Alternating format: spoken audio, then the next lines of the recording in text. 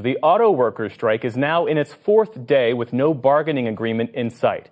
Ford, General Motors, and Stellantis proposed wage hikes of about 20% over 4 years.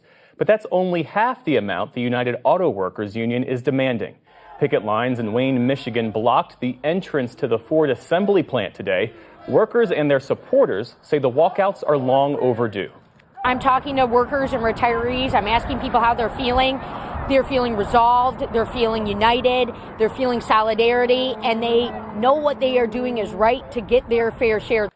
Automakers say the strike's ripple effects are just beginning.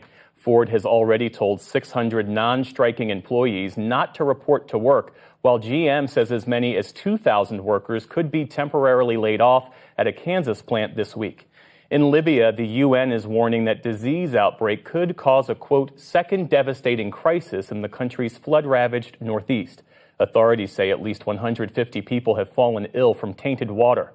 Sanitation workers in hazmat suits have been working around the clock in the hard-hit city of Derna to disinfect contaminated areas and prevent the spread of disease.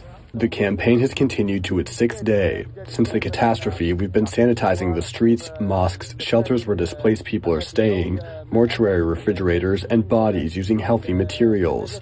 We also toured undamaged neighborhoods and sanitized them. Elsewhere in the city, another wave of much-needed humanitarian aid arrived. The overall death toll from the floods now stands at 11,300 people. The Red Crescent estimates some 10,000 more are still missing. Ukraine's Defense Department reshuffled its leadership today, firing all 6 deputy ministers. The dismissals come amid corruption allegations related to purchasing equipment.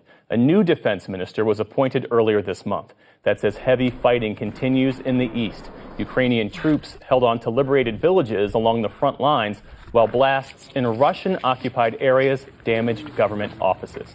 Taiwan says China flew 103 warplanes to its territory over a 24-hour period. Their defense ministry called it a recent high, even as China has increased military drills around the self-governing island that it claims as its own. Today, Taiwan's defense ministry urged China to stop its, quote, destructive military actions. Hunter Biden sued the IRS today for violating his right to privacy. The lawsuit alleges that 2 agents tried to embarrass Mr. Biden by disclosing confidential information about his tax matters. This comes amid an ongoing investigation by House Republicans and days after an indictment on separate charges related to a handgun purchase.